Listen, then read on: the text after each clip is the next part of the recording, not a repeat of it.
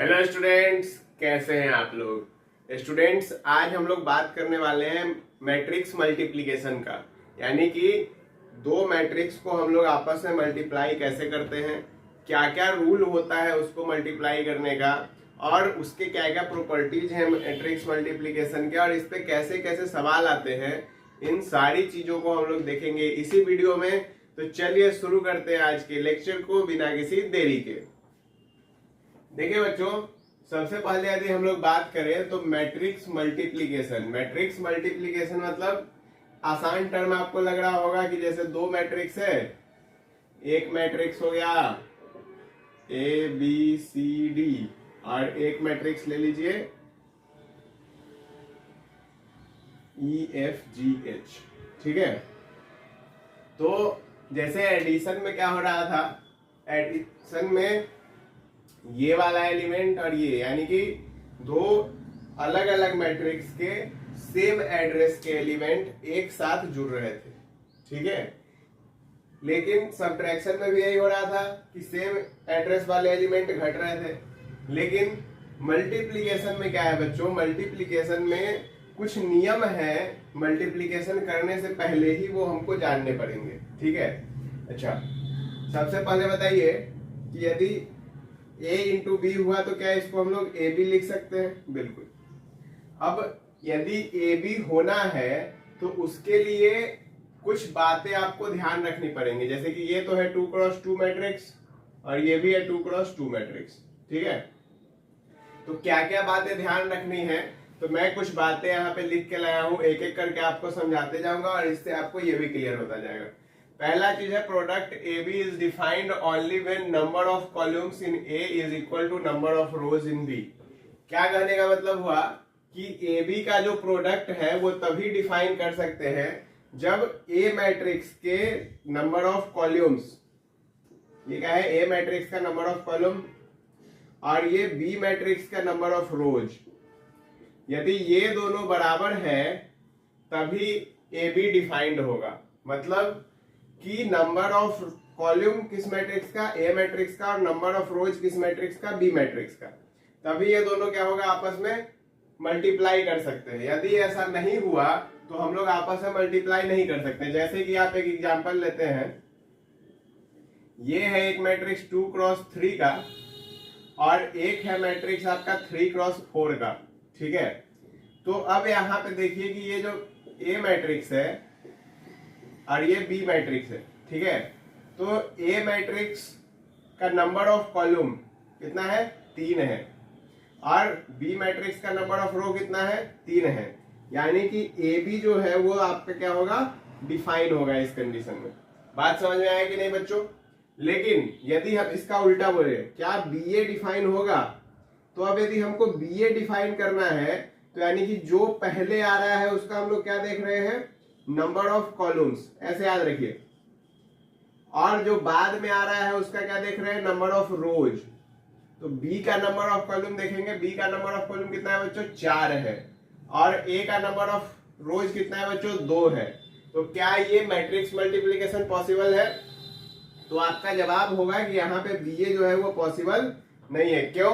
क्योंकि number of columns और number of रोज दोनों में आपस में बराबर नहीं है। ठीक है, तो सबसे पहला जो पॉइंट है वो क्या हुआ बच्चों, कि हमारे पास जो है मैट्रिक्स मल्टीप्लिकेशन में प्रोडक्ट जो है वो तभी डिफाइंड होगा जब नंबर ऑफ कॉलम्स पहले मैट्रिक्स का और नंबर ऑफ रोज दूसरे मैट्रिक्स का क्या होना चाहिए, वो आपस में आपको बराबर होने चाहिए। क्लियर है बच्चों? कोई परेशानी यहाँ तक में? इतना बात समझ आया? सबसे पहले डिफाइन करने का बाद कि डिफाइन कब होगा, ये क्लियर है? चलिए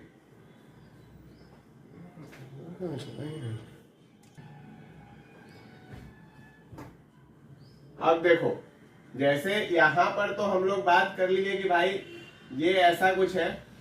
ठीक है, कि नंबर ऑफ रोज और नंबर ऑफ कॉलम हम लोग मिलाएंगे दो मैट्रिक्स का, और उसके बाद हम लोग फिर डिसाइड करेंगे कि मल्टीप्लाई होगा या फिर नहीं होगा। ठीक है, प्रोडक्ट डिफाइन होगा या फिर नहीं होगा।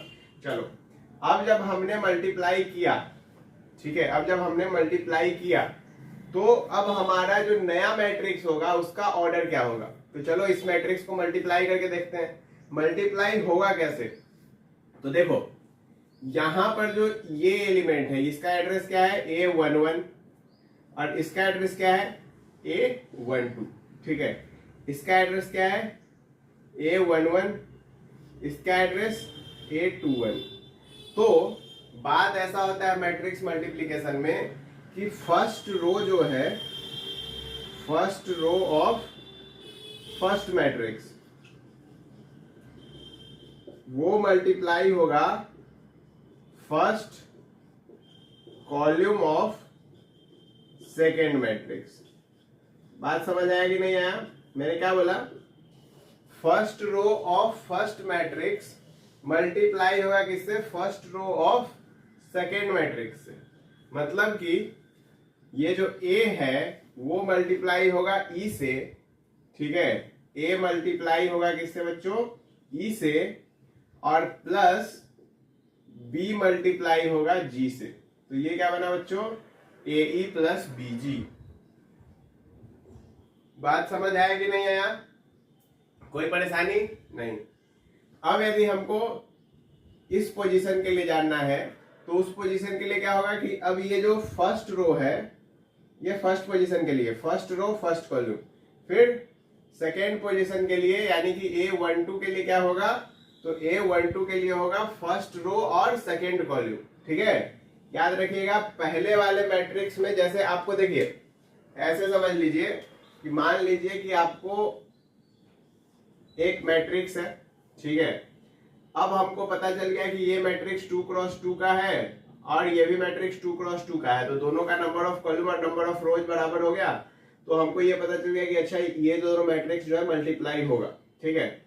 एक बात और जान लीजिए, यहां से मैं वो पहले बता ही देता हूँ, फिर मल्टीप्लीकेशन आपको अच्छे से समझ आएगा कि यदि अब AM क्रॉस N मैट्रिक्स है और BN क्रॉस P मैट्रिक्स है तो जो AB प्रोडक्ट होगा उसका वो M क्रॉस P मैट्रिक्स होगा। ऐसे समझिए कि मान लीजिए कि एक मैट्रिक्स है 2x3 का और एक मैट्रिक्स है 3x4 का, ठीक है। ये दो मैट्रिक्स है, एक मैट्रिक्स है 2x3 का और एक मैट्रिक्स है 3x4 का। तो जो ये A ले लो और ये B ले लो, तो ये जो A क्रॉस B होगा यानी कि AB जो होगा वो जो नया मैट्रिक्स बनेगा उसका ऑर्डर क्या आएगा बच्चों, उसका ऑर्डर आएगा 2x4, ठीक है। उसका ऑर्डर क्या आएगा 2x4 यानी कि M, इसको ऐसे समझो M इंटू N और N इंटू P। तो ये क्या बन गया, ये बन गया M इंटू P, ठीक है। बात समझ आया कि नहीं आया? क्लियर है इतना बात? चलो तो अब यहाँ पे इसको एग्जाम्पल से समझते हैं हम लोग कि अब यहाँ पे जैसे ये अपना 2x2 का मैट्रिक्स है, ठीक है।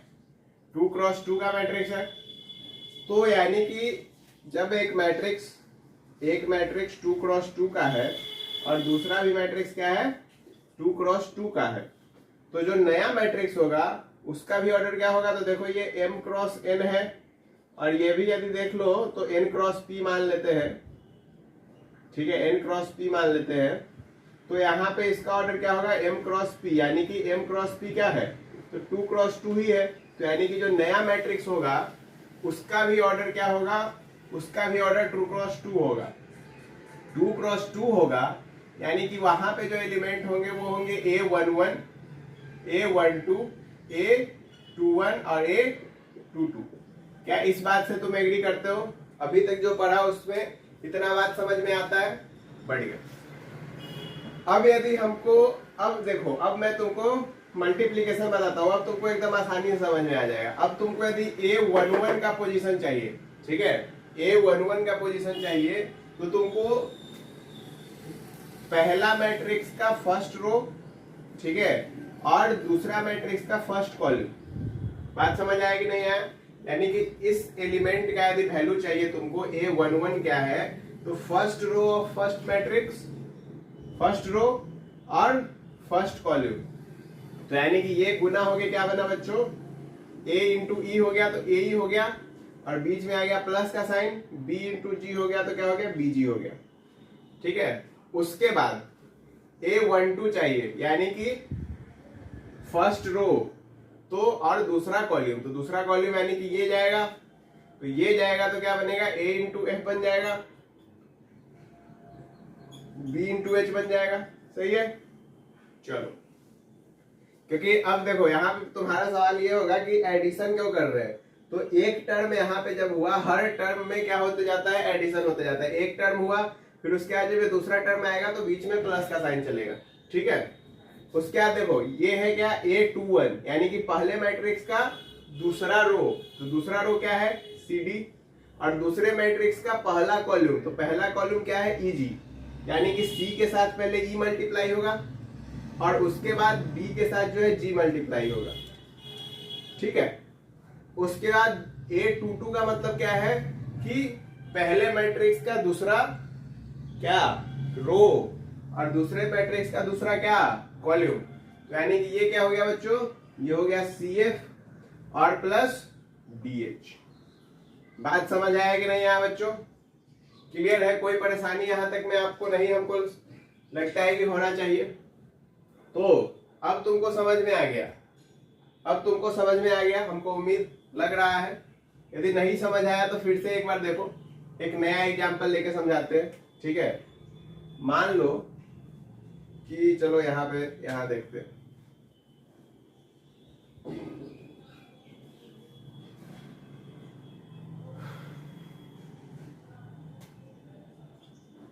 मान लो कि एक मैट्रिक्स है A 2 3 4 5 6 7, ठीक है, और एक मैट्रिक्स है B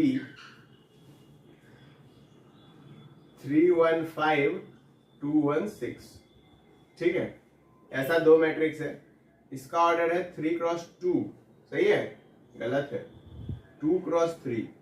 ठीक है, क्योंकि इसमें 2 रो और 3 कॉलम है, तो इस चीज का ध्यान रखना है। और इसका ऑर्डर है 3 क्रॉस 2।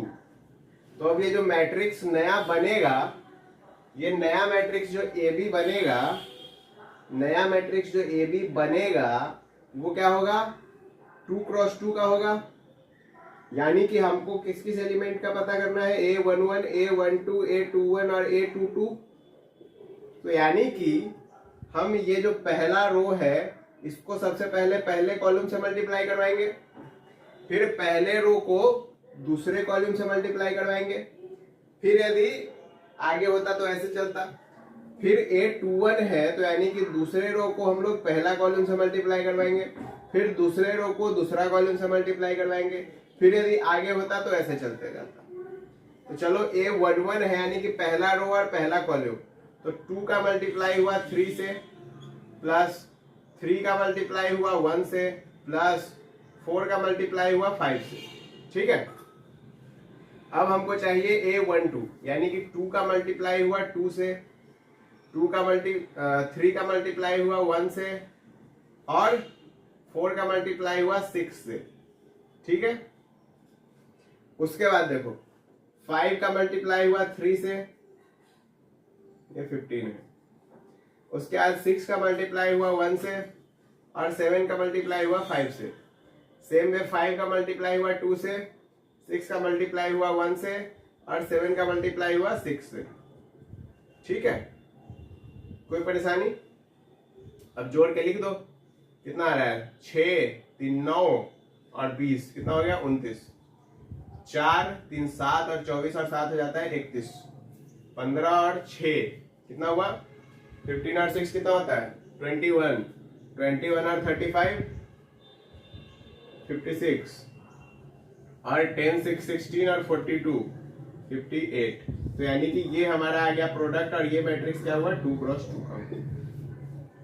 मतलब कि तुमको एक बात समझ आया कि जैसे जैसे हम लोग आगे बढ़ रहे हैं, तो फर्स्ट रो में जब हम लोग एलिमेंट लिख रहे हैं, एक बात अब सीधा समझो, फर्स्ट रो में जैसे जैसे हम लोग एलिमेंट लिख रहे हैं तो फर्स्ट रो का मल्टीप्लीकेशन दूसरे वाले मैट्रिक्स के अलग अलग कॉलम्स से होगा। जैसे कि यदि फर्स्ट पोजीशन पे लिख रहे हैं तो पहला रो पहला कॉलम, दूसरे पोजीशन पे जब आ गए तो पहला रो दूसरा कॉलम। ठीक है, अब यदि तीसरे पोजीशन पे जाते हैं तो पहला रो तीसरा कॉलम, चौथे पे जाते हैं तो पहला रो चौथा कॉलम। सेम यदि तुम अब दूसरे रो में आ गए तो दूसरा रो पहला कॉलम, दूसरा रो दूसरा कॉलम, दूसरा रो तीसरा कॉलम।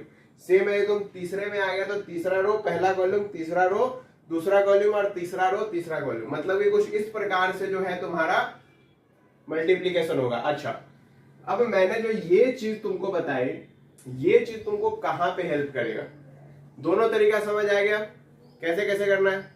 लेकिन अब ये जो एड्रेस वाला जो चीज है ये तुमको हेल्प कैसे करेगा पता है? यदि तुमको मान लो, ठीक है, कि हमने तुमको दिया कि एक ए मैट्रिक्स है जिसमें एलिमेंट है 2 3 7 8 9 11 और एक बी मैट्रिक्स है जिसमें कि एलिमेंट है 3 1 6 8 5 10, कुछ भी रैंडम मान लो, ठीक है।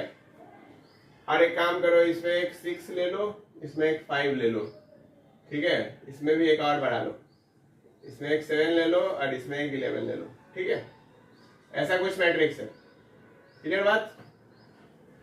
अब ये जो मैट्रिक्स है ये मैट्रिक्स 2 क्रॉस 4 का है, ये मैट्रिक्स 4 क्रॉस 2 का है। ओवरऑल जो मैट्रिक्स हमारे पास जो रिजल्ट आएगा ए बी, उसका ऑर्डर क्या होगा बच्चों? 2 क्रॉस 2 का होगा। क्लियर बात? समझ आएगी नहीं यार? अब यदि हम तुमसे पूछे कि इसमें बताओ कि A22 का वैल्यू क्या होगा, तुमको कुछ नहीं करना है, तुमको सिर्फ बताना है, तुमको पूरा मल्टीप्लीकेशन, हमको ए बी नहीं चाहिए। जो ए बी प्रोडक्ट हम लोग करेंगे उसमें जो एलिमेंट है A22 पे, उस एलिमेंट का वैल्यू क्या है। तो तुमको यदि सिर्फ इतना सवाल पूछ रहा है तो तुम पूरा मल्टीप्लीकेशन करने के बजाय दूसरा रो और दूसरा कॉलम को यदि तुम मल्टीप्लाई कर दिए, यानी कि पहले मैट्रिक्स के दूसरे रो को और दूसरे मैट्रिक्स के दूसरे कॉलम को यदि तुमने मल्टीप्लाई कर दिया तो तुम्हारा रिजल्ट आ जाएगा। यानी कि तुमको जो है इतना आडंबर करने का जरूरत नहीं है पूरा मल्टीप्लाई करके निकालने का। यदि कुछ लंबा मल्टीप्लीकेशन हुआ और तुमको यदि मान लो कि कुछ रैंडम सा एलिमेंट का वैल्यू पूछ रहा है तो तुम एकदम आसानी से जो है इस चीज को निकाल सकते हो। बात समझ आया कि नहीं है? क्लियर है? और इसमें तुमको मल्टीप्लीकेशन में भी कोई इशू नहीं आने वाला है। तुमको यदि मल्टीप्लीकेशन तुम भूल जाते हो कि अच्छा कैसे करना है, तो तुम ऐसे याद रख सकते हो कि अच्छा ये A11 है, ये 12 है, 21 है, 22 है, ऐसे ही आगे जो भी है। तो यानी कि यदि 11 है तो इसका पहले वाले मैट्रिक्स का पहला रो और दूसरे वाले मैट्रिक्स का पहला कॉलम, पहले वाले का रो दूसरे वाले का कॉलम, ये याद रखना, ठीक है। चेक कैसे करते थे? पहले वाले का कॉलम और दूसरे वाले का रो बराबर होना चाहिए, तब प्रोडक्ट डिफाइन होगा। उसके बाद दूसरा पॉइंट क्या कहा कि यदि m क्रॉस n मैट्रिक्स है और n क्रॉस p मैट्रिक्स है तो ए बी जो होगा वो m क्रॉस p मैट्रिक्स होगा। कैसे? यहां समझो, 2 क्रॉस 4 है, 4 क्रॉस 2 है, तो क्या हुआ? m p 2 क्रॉस 2 हो गया। कोई परेशानी बच्चों? यहां तक में कोई दिक्कत नहीं? चलो बढ़िया। अब क्या कहा कि if the product AB is possible then it is not necessary that product BA is possible. अब देखो, समझते हैं इसको, ऐसे समझते हैं कि एक मैट्रिक्स है 2 क्रॉस 3 का और एक मैट्रिक्स है 3 क्रॉस 4 का। अभी मैंने तुमको एग्जांपल भी दिया था। ये A मैट्रिक्स है, ये B मैट्रिक्स है। तो यदि हम AB करते हैं ना इसका, तो ये चूंकि नंबर ऑफ रोज और नंबर ऑफ कॉलम बराबर है तो इसके लिए यहाँ पे AB निकल जाएगा। लेकिन यदि इसका BA करने जाते हैं तो नंबर ऑफ रोज इस मैट्रिक्स का देखा जाएगा, पहले वाले मैट्रिक्स का नंबर ऑफ रोज देखते हैं तो इसके लिए इसका नंबर ऑफ रोज देखेंगे। सही है? गलत है। पहले वाले मैट्रिक्स का नंबर ऑफ कॉलम्स देखते हैं, दूसरे वाले का नंबर ऑफ रो देखते हैं। तो इस चीज में कंफ्यूज मत होना। तो पहले वाले का क्या देखा हमने? नंबर ऑफ कॉलम, और दूसरे वाले का हमने क्या देखा? नंबर ऑफ रो। ये 4 है, ये 2 है। पॉसिबल है? नहीं पॉसिबल है। यानी कि यहाँ पे ए बी तो डिफाइन है, लेकिन क्या BA भी डिफाइन है? तो हम कहेंगे नहीं सर, BA जो है इसमें डिफाइन नहीं है। तो यही बात इसने कहा कि प्रोडक्ट AB इज पॉसिबल। कहीं कंडीशन ऐसा बन रहा है कि AB पॉसिबल है, तो ये जरूरी नहीं है कि उसी कंडीशन में BA भी पॉसिबल हो सकता है कि हो जाए। जैसे कि तुम ये केस देखो, ये केस यदि तुम देखोगे तो इसमें AB भी पॉसिबल है और BA भी पॉसिबल है। BA कैसे पॉसिबल है? देखो, ये जो है तुम्हारा B का वैल्यू क्या है? 4 क्रॉस 2 का मैट्रिक्स है और A क्या है? 2 क्रॉस 4 का मैट्रिक्स है। तो यानी कि नंबर ऑफ कॉलम पहले वाले का, नंबर ऑफ रो दूसरे वाले का, क्या दोनों बराबर है? बिल्कुल बराबर है। यानी कि हमारा जो नया मैट्रिक्स होगा वो किस ऑर्डर का होगा? 4 क्रॉस 4 का। बुझे? समझ आ गया बात? तो कुछ कंडीशन में ए बी और बी ए दोनों पॉसिबल होंगे, कुछ कंडीशन में हो सकता है कि ए बी पॉसिबल हो और बी ए पॉसिबल ना हो। अब क्या कर रहा है, both A B and B A are defined for a square matrix of same order, यानी कि यदि सेम ऑर्डर का स्क्वायर मैट्रिक्स है, जैसे यहां पे देखो 2x2 और 2x2 का दो मैट्रिक्स है, दोनों स्क्वायर मैट्रिक्स है, तो क्या कहा कि इसके लिए ए बी और बी ए दोनों ही पॉसिबल है। सिंपल बात है, इसको यदि तुम चेंज भी कर दोगे, ए बी मैंने निकाला, अब तुमने इसका रो देखा, इसका कॉलम देखा, बात फर्क पड़ेगा ही नहीं ना। क्यों फर्क नहीं पड़ेगा, क्योंकि अब इसका बराबर ही तो आना है। हाँ, लेकिन अब मान लो कि तुमने सोच लिया कि अरे अच्छा ऐसा है, तो एक काम करते हैं, एक 2x2 ले लेते हैं, एक 3x3 ले लेते हैं।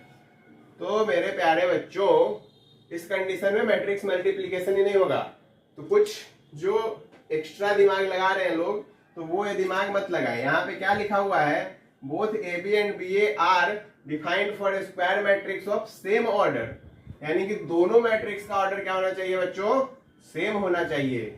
यानी कि यदि ये 2x2 है तो ये भी 2x2 होगा, ये 3x3 है तो दूसरा भी 3x3 होगा। और यदि तुम ऐसा सोच रहे हो कि दो स्क्वायर मैट्रिक्स मल्टीप्लाई करवा देंगे, तो वो पॉसिबल ही नहीं होगा। समझ गए बात? चलो पांचवा पॉइंट देखो। पांचवा कह रहा है कि if A is M N matrix, M cross N matrix and both A and B are defined, it means B will be N cross M. बात यहां पे देखो, ए बी, तो ए बी डिफाइंड है इसका, और इसका बी ए भी डिफाइंड है। क्या कहा कि A is M cross N matrix, A एक एम क्रॉस एन मैट्रिक्स है, और both A B and B A are defined, both A B and B A are defined, it means B will be N cross M. देखो क्या है, B क्या N cross M है, ये 2x4 है, तो क्या ये 4x2 नहीं है? है। तो यानी कि यहां से हमको क्या पता चला बच्चों, कि यदि कुछ मैट्रिक्स आपको, जब ये सब क्वेश्चन तुमको कहां पे काम आएगा पता है, जब तुम एनसीईआरटी एग्जाम्पलर देखोगे ना, या फिर जब तुम पीवाईक्यू देखोगे, ठीक है, तो तुमको समझ में आएगा कि अच्छा बोर्ड में ऐसे भी क्वेश्चन आते हैं।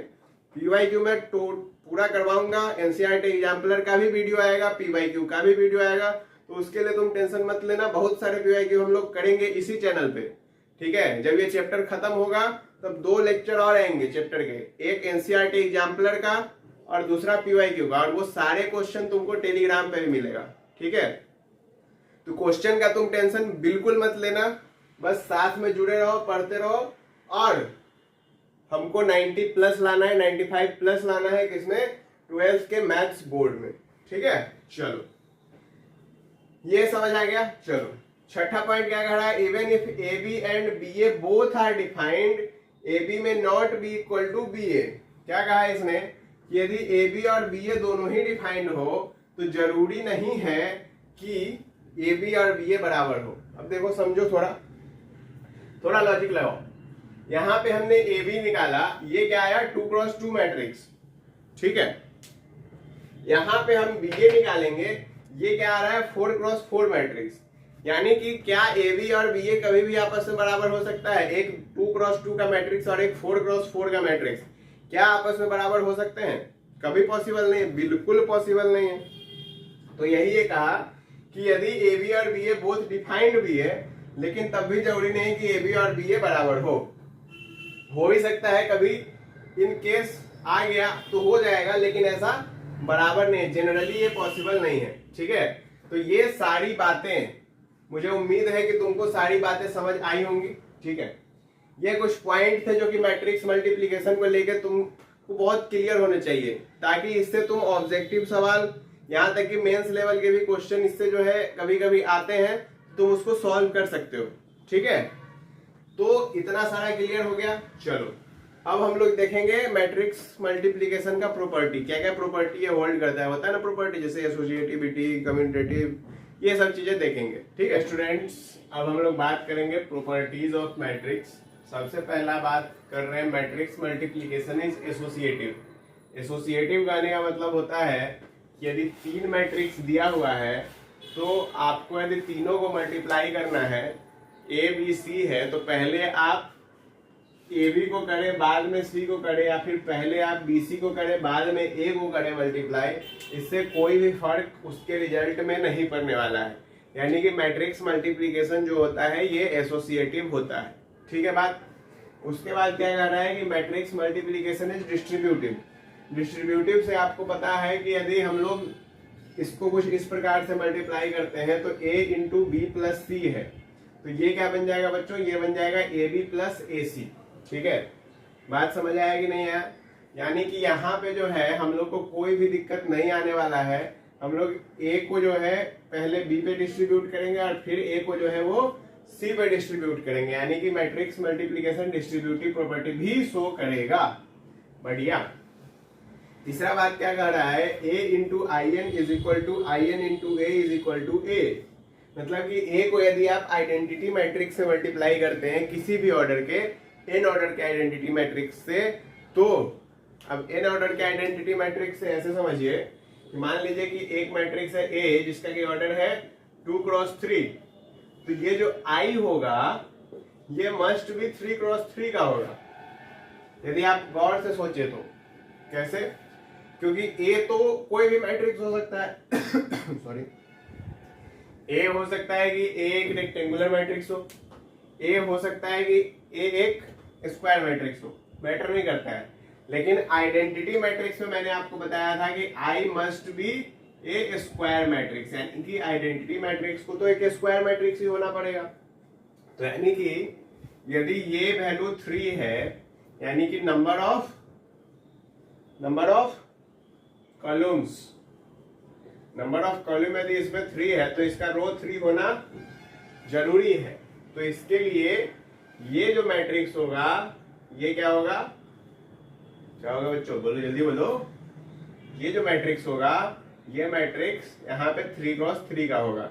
यदि मान लीजिए कि 2 क्रॉस 2 होता तो ये मैट्रिक्स 2 क्रॉस 2 का होता। यदि मान लीजिए कि ये 2 क्रॉस 4 होता तो ये मैट्रिक्स 4 क्रॉस फोर का होता। मान लीजिए कि ये मैट्रिक्स 4 क्रॉस 2 का होता तो ये मैट्रिक्स भी 2 क्रॉस 2 का होता। अब यदि आप कुछ ऑब्जर्व करें तो आपको पता चलेगा कि A और I का जो प्रोडक्ट हुआ है इसमें ऑर्डर भी सेम रहा है। ठीक है, क्यों? क्योंकि हमको लास्ट में तो A ही मिलना है, और यदि ऑर्डर चेंज हो जाएगा तो यहाँ पे क्या होगा, फिर गलत हो जाएगा वो चीज। इस चीज को प्रूफ हम लोग नहीं कर पाएंगे कि A इंटू आई यही मिल रहा है। तो यदि आप इसको गौर से देखें तो 2 इंटू 3, तो ये 3 क्रॉस 3 होना चाहिए, तो इसका ऑर्डर जो होगा A इंटू आई का वो 2 क्रॉस 3 रह जाएगा, यानी कि A के बराबर। यदि आप देखें 2 क्रॉस 2 तो इसका ऑर्डर जो है वो 2 क्रॉस 2 ही रह जाएगा, तो यानी कि A के बराबर। 2 क्रॉस 4 तो यानी कि 2 क्रॉस 4, तो इसका ऑर्डर भी A के बराबर, एंड सो ऑन। ठीक है, तो यानी कि A into I N is equal to I N into A, और इज इक्वल टू क्या हो गया बच्चों, A के बराबर हो गया। यानी कि सारा जो मामला है वो किसके बराबर है बच्चों, सारा मामला A के ही बराबर है। उसके बाद अगला पॉइंट क्या कह रहा है, अगला पॉइंट कह रहा है कि यदि किसी मैट्रिक्स को हम लोग 0 से मल्टीप्लाई करते हैं यानी कि नल मैट्रिक्स से, तो उस कंडीशन में इसका वैल्यू 0 आएगा। जैसे कि मान लो कि एक मैट्रिक्स दिया हम 2 क्रॉस 3 का है, तो ये 0 जो होगा यानी कि जो नल मैट्रिक्स है ये क्या होगा, ये 3 क्रॉस 2 का हो सकता है। ठीक है, ये 3 क्रॉस 4 का हो सकता है, ये 3 क्रॉस 8 का हो सकता है, कुछ भी हो सकता है। लेकिन जो इसका वैल्यू आएगा दोनों को मल्टीप्लाई करके वो क्या आएगा, वो आएगा 0। तो यहां से हमको ये पता चला कि यदि एक मैट्रिक्स है m क्रॉस n का और एक मैट्रिक्स है n क्रॉस p का, ये कोई A मैट्रिक्स है और ये जो है ये क्या है, नल मैट्रिक्स है। ठीक है, नल मैट्रिक्स है। तो इसमें जो नल मैट्रिक्स आएगा उसका ऑर्डर क्या होगा, m क्रॉस p होगा। यानी कि यहां से एक सवाल जो कि ऑब्जेक्टिव में पूछा जाता है और पूछा जा सकता है वो ये कि यदि हम लोग दो मैट्रिक्स को मल्टीप्लाई करवाते हैं जिसमें कि एक मैट्रिक्स का ऑर्डर कुछ दे दिया, दूसरे मैट्रिक्स जो नल मैट्रिक्स है उसका कुछ ऑर्डर दे दिया, तो फाइनल जो हमारा आंसर आएगा उस मैट्रिक्स का ऑर्डर क्या होगा, जो नल मैट्रिक्स होगा उसका ऑर्डर क्या होगा। तो ये आपको यहां से पूछा जा सकता है। ठीक है, उसके बाद कहा कि product of matrix in general is not commutative. आपको अभी बताएं कि यहाँ पे जरूरी नहीं है कि ए बी जो हो वो बी ए के बराबर हो सकता है कि हो सकता है कि नहीं हो। बहुत सारा केस आप लोगों ने देखा तो इसके लिए इसने कहा कि A be in general commutative नहीं होगा, यानी कि ए बी बी ए के बराबर नहीं होगा इन जनरल। हो सकता है हो जाए। उसके बाद ये बहुत इंपॉर्टेंट पॉइंट है, इसको ध्यान में रखिएगा कि यदि ए बी का प्रोडक्ट जीरो है तो इसका ये मतलब नहीं है कि या तो ए जीरो हो या फिर बी जीरो हो या फिर दोनों ही जीरो हो सकता है कि दोनों में से कोई भी जीरो नहीं हो। जैसे कि मान लीजिए कि हम एक मैट्रिक्स लेते हैं ए और एक मैट्रिक्स लेते हैं बी। अब यदि हम इसको यहाँ पे देखें तो ए बी कितना आएगा, 1 इंटू 1 1 हो गया और -1 इंटू 1 -1 हो गया, 1 इंटू 1 1 हो गया, -1 -1 हो गया, -1 और 1 1 हो गया, -1 हो गया और यहाँ पे +1 हो गया, -1 हो गया और यहाँ पे +1 हो गया। यदि आप देखें तो ये क्या है, 0 0 0 0, यानी कि ये एक नल मैट्रिक्स है। लेकिन ना ही तो यहाँ पे ए मैट्रिक्स जीरो है और ना ही तो यहाँ पे बी मैट्रिक्स जीरो है। कहने का मतलब ये हुआ बच्चों कि यदि ए बी का प्रोडक्ट जीरो है तो ये इस बात को साबित नहीं करता है कि कोई भी इसमें से जीरो होगा। ठीक है, हो सकता है कि हो सकता है कि ना हो। उसके अलावा जैसे आप ए स्क्वायर निकालते थे, ये जो चीज है ये बहुत इंपॉर्टेंट है। जैसे कि आप ए स्क्वायर निकालते थे तो क्या करते थे, ए का स्क्वायर किया, तो अब ए का स्क्वायर किया तो यहाँ पे इसका ये मतलब नहीं है, इसका ये मतलब नहीं है कि आप इसमें इसका स्क्वायर कर दें और हर एलिमेंट का स्क्वायर करके उसका वैल्यू लिख दें, नहीं, वो गलत है। आपको यदि ए स्क्वायर निकालना है तो इसका मतलब है कि आपको ए इंटू ए करना पड़ेगा, तब जाके आपको ए स्क्वायर निकलेगा। यदि आपको ए क्यूब निकालना है तो मान लीजिए कि 2 4 6 8 करके एक एलिमेंट है, इसका हमको क्यूब निकालना है, तो आप ऐसा नहीं लिख दीजिएगा कि 8 64 216 और 512। हाँ ठीक, तो आप ऐसे नहीं लिख सकते हैं इसको। क्यों नहीं लिख सकते हैं इसको ऐसे? इसलिए नहीं लिख सकते हैं क्योंकि ये जो चीज है ये गलत है। आपने क्या किया, हर एलिमेंट का क्यूब कर दिया, लेकिन जरूरी नहीं है कि ये बात सही हो, क्योंकि हमको जो सही तरीका है पता वो क्या है, a इंटू ए, यानी कि हम लोग 2 4 6 8 को मल्टीप्लाई करेंगे। देखो 2 4 6 8 इंटू 2 4 6 8, तो देखो 2 2 या 4 और 6 4 या 24, कितना हो गया, 28 हो गया। 2 4 जा 8 और 4 8 जा 32, 32 और 8 कितना हो गया, 40 हो गया। 6 2 जा 12 और 6 8 जा 48, 48 और 12 कितना हो गया, 60 हो गया। 6 4 जा 24 और 8 8 जा 64, तो कितना हो गया, 88 हो गया। अब इसमें यदि तुम 2 4 6 8 गुना करो, अब यदि तुम देखो तो अब इसमें तुम यदि कुछ भी गुना करोगे, यहाँ पे क्या 8 आने वाला है, इस पोजीशन पे 8 आएगा, नहीं आएगा, तो यही चीज गलत हो गया ना, यहीं पे गलत हो गया। बात समझ आया कि नहीं आया? तो हम लोग यदि ऐसे सीधा निकाल देते हैं तो ये हमारा क्या होगा, गलत, और यदि ऐसे मल्टीप्लाई करके निकालेंगे a इंटू ए तभी वो हमारा सही होगा। तो इस बात का ध्यान रखिएगा। एक सबसे खास बात, जब हम लोग पढ़ते हैं a प्लस बी का होल स्क्वायर, ठीक है, a प्लस बी का होल स्क्वायर जब पढ़ते हैं तो हम लोग क्या पढ़ते हैं, a square plus 2ab plus B square.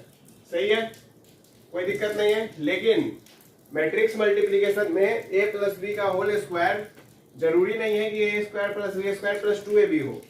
क्यों? क्योंकि यहाँ पे हमको ये पता है कि ए बी और बी ए आपस में बराबर नहीं है। वहां पे क्या होता था, ए बी और बी ए आपस में बराबर होते थे।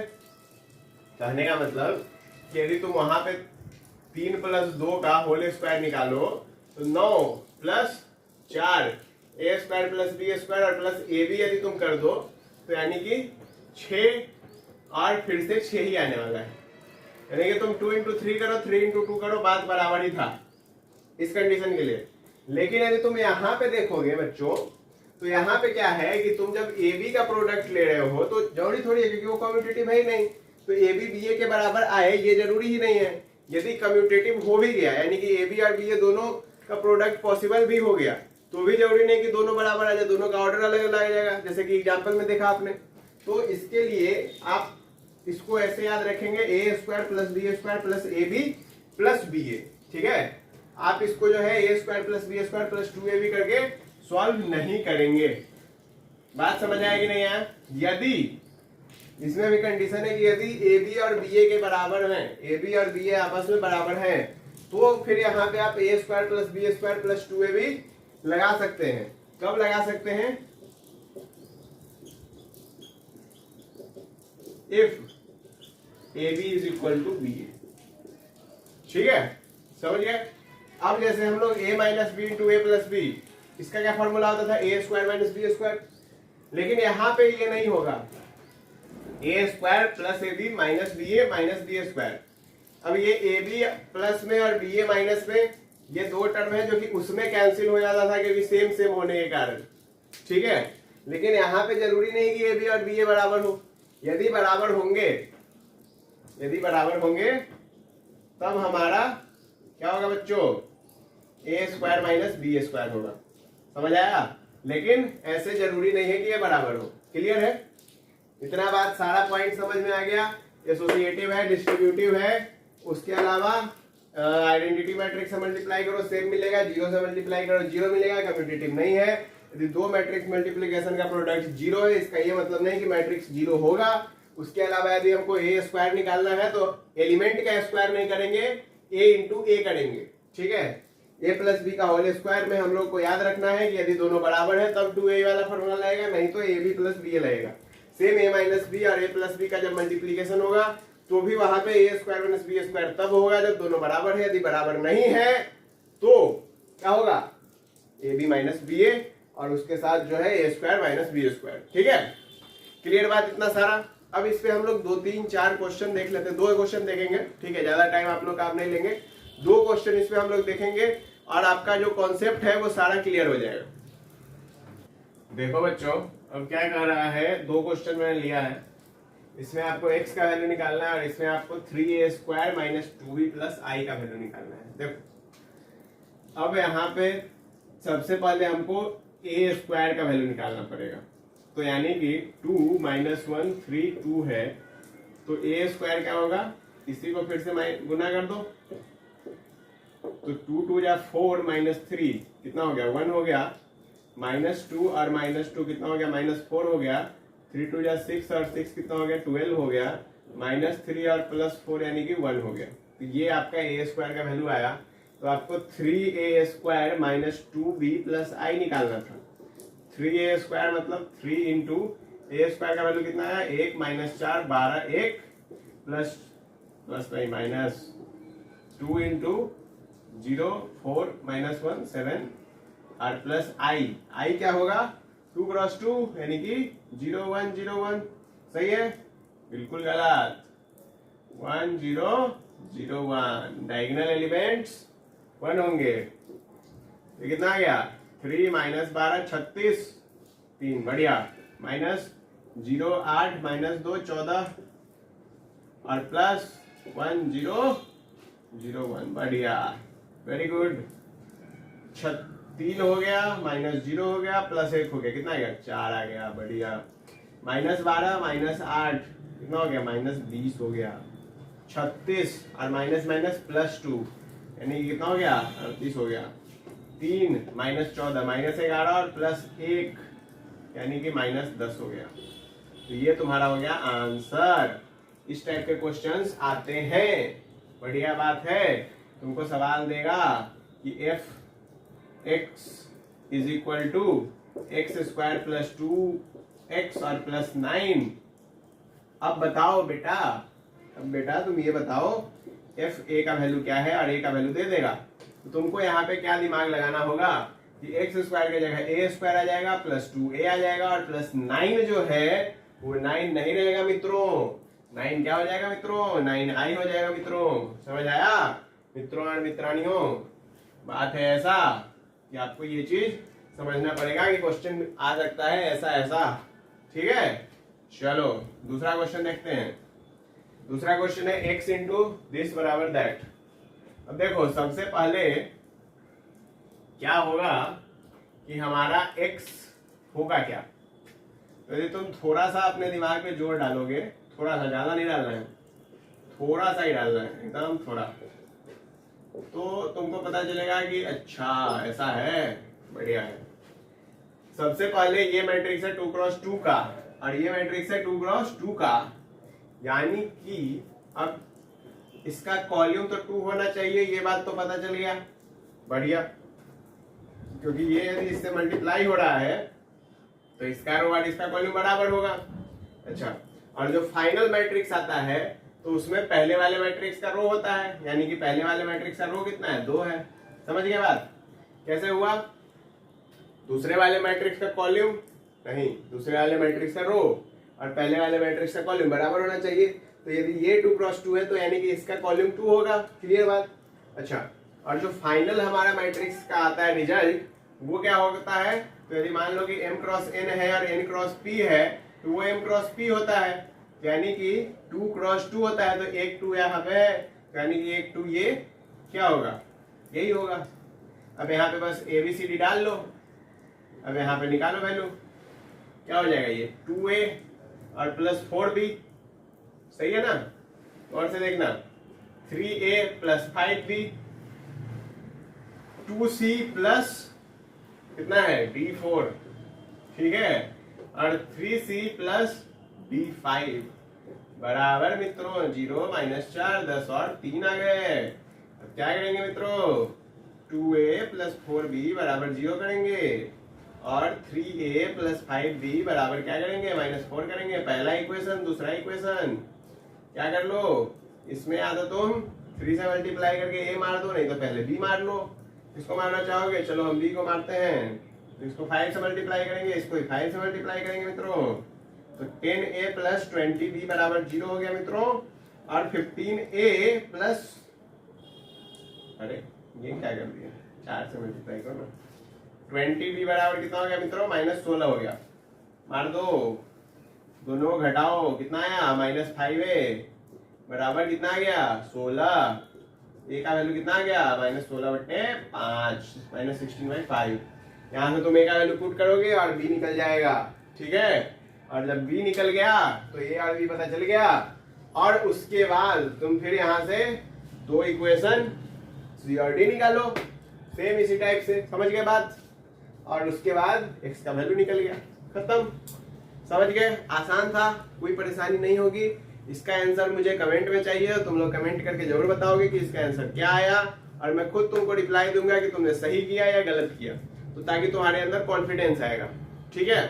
चलो, तो आज के लेक्चर को इतना ही रखते हैं, फिर हम लोग मिलेंगे नेक्स्ट लेक्चर में, जिसमें हम लोग बात कर रहे होंगे क्या, ट्रांसपोज ऑफ ए मैट्रिक्स और सिमेट्रिक और स्क्यू सिमेट्रिक मैट्रिक्स, जिसके बारे में हम लोगों ने बोला था टाइप्स ऑफ मैट्रिक्स ये भी है, लेकिन आगे पढ़ेंगे तो इन दोनों के बारे में बात करेंगे। तब तक के लिए सवाल सॉल्व करते रहो और बोर्ड में 90+ की ओर बढ़ते रहो। Bye bye.